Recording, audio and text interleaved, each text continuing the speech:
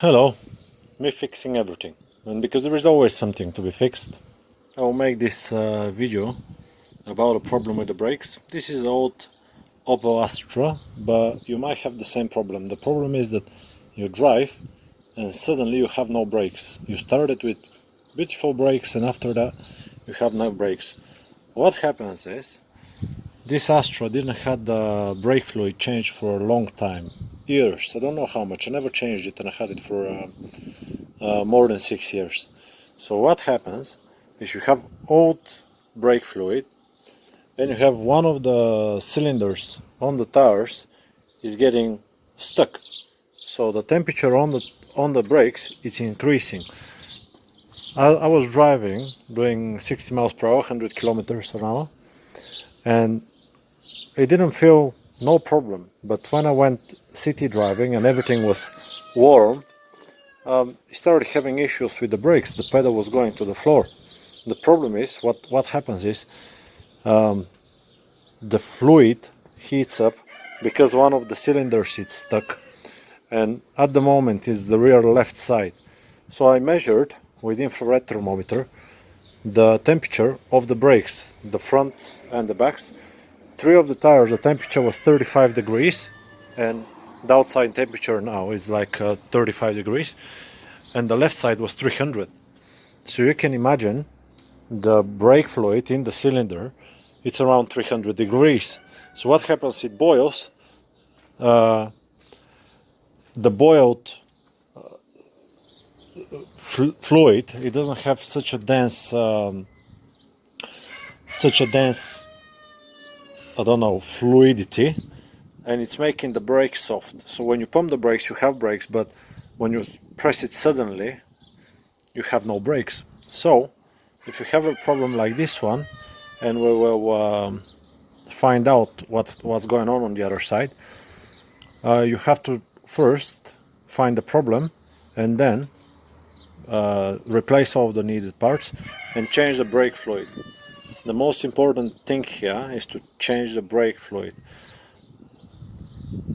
So I'll start dismantling the rear tires and the brakes on the back, and we'll find the problem, replace the needed parts, and then change the fluid itself, and we'll see if that solves the problem.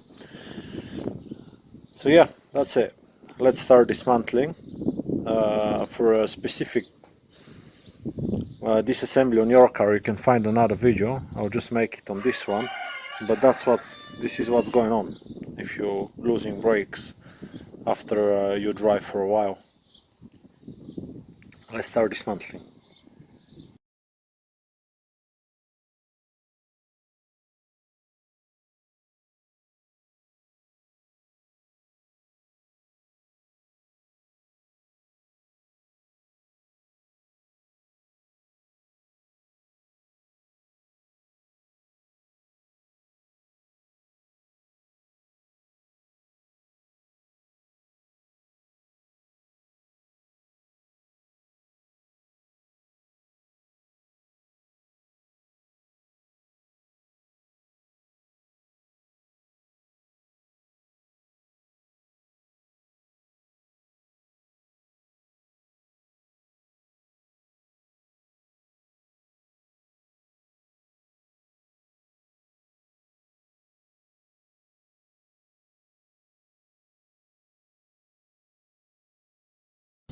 Oh, I took it off. It wasn't the easiest, but it wasn't the hardest as well. I used the pry bar. The pry bar is from this side. Something interesting is that here the cylinder is not touching the brake pad at all. So this leads me to the clue that this side was not working at all, maybe. Or I don't know, you never know. I'll press the brake, I'll grab a friend and I'll press the brake so you can see if this side is working at all. But I'm pretty confident that this one is being stuck for a while. Okay, let's continue to taking the side that was heating up the other side.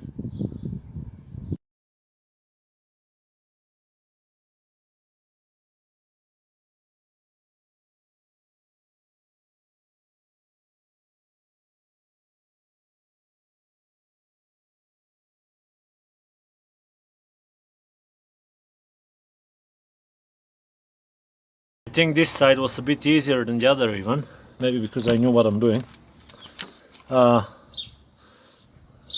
Everything is completely rusted, and the cylinder it was exactly like this. Can you see the difference? And when I pull it, can you see what it's doing? I think this is proper, but it's not supposed to be able to move even. Maybe it got stuck like this and it didn't move anymore. I don't know. I don't really care as well. Just spray everything with WD-40 like I did on the other side, or whatever penetrating fluid you got. And I'll buy new pads and new cylinders. They're very cheap. They're not that expensive because they're very simple. And yeah, so let's put some penetrating fluid. It starts raining, so get inside, and we'll continue tomorrow.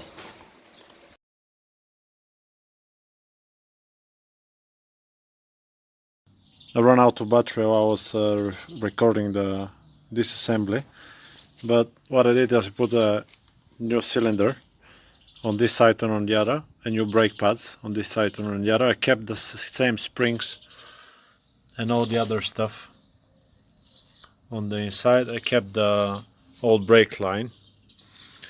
Now I will assemble everything and I'll bleed off the brakes. I'll quickly show you how to do it. But what needs to happen is you don't need a second person even, but you can, if you have a second person, I'm not sure, maybe it's even harder if you have a second person. Just put a piece of pipe on the back on the cylinder, reach it high and put it high in a piece of pipe with brake fluid. I'll show you, you'll see in the video. We just need to bleed the brakes, and we'll see if that's gonna fix the problem. Okay, so now both sides on the car are assembled. What you need to do is take a piece of pipe, preferably transparent, so because I can't see the bubbles coming through, it's gonna be a lot easier. Make a loop so the pipe is higher than the nipple on the cylinder, and submerge it in the brake fluid. And then you need to see if there is bubbles coming. If you can't see the pipe and you only have a old pipe, you need to make sure that there is no bubbles coming through the bottom or the pipe. When there is no bubbles coming, it means that your side is flushed. This side is flushed. So what you're gonna do now, the nipple is open, as you can see. It's open, so it's moving. It's open. I'll put the speed up video and you'll see the bubbles coming through. If there is not a lot of bubbles coming, it means that it's only brake fluid. And I'll jump in the car and press the brakes like 10 times, and we'll see what's coming out. As you saw, there was no bubbles coming out on the video. It means that there is no air in the system. And I flushed like half a liter from this side, so this is enough for the old fluid to come out. And you see here I had a lot of spillage on old fluid, so there was the old fluid already drained on the floor. Make sure that all that's brake fluid. You wipe it with a brake cleaner, otherwise it might dissolve the rubber even.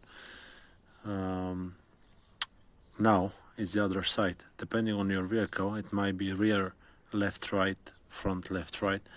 Search for your vehicle, but usually it's the opposite side of the brake pump. So if the brake pump is on the far left side of the car, it means that we're gonna start from the rear right side, then on the left, then in the front right, and last on the front left.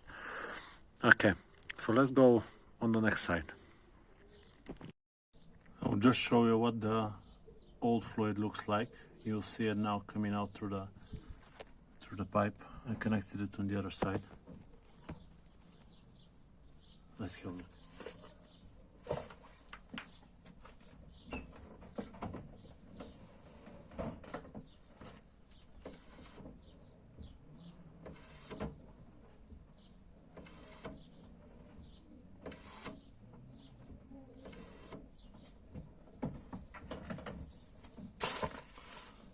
So you saw the old fluid. Let's top up. You need to make sure on every like 10 pumps that there is enough fluid in the reservoir. You can see it's a bit low, so you will top it up with fresh fluid now.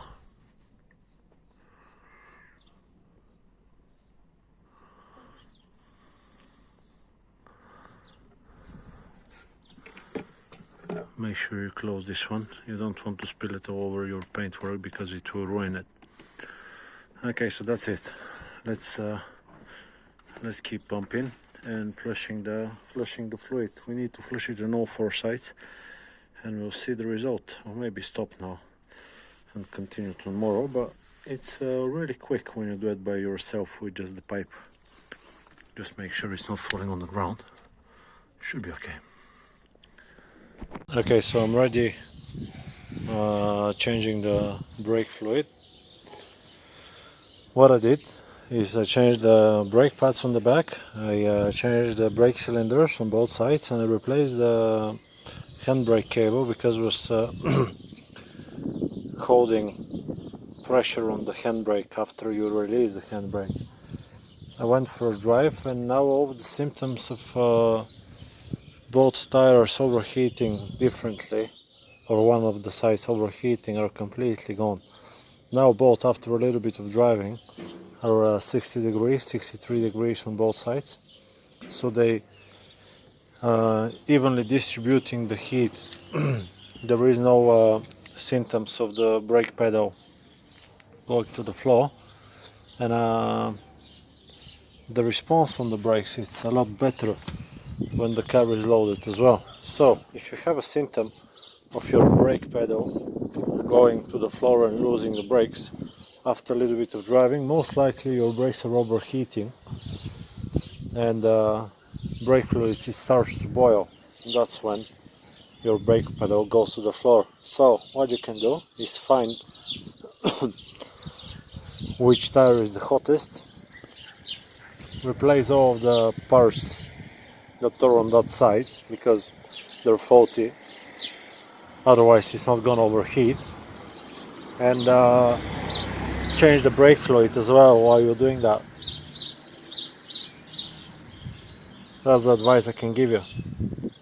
If you like the video and was helpful to you, like it, subscribe if you want, and I will see you on the next one.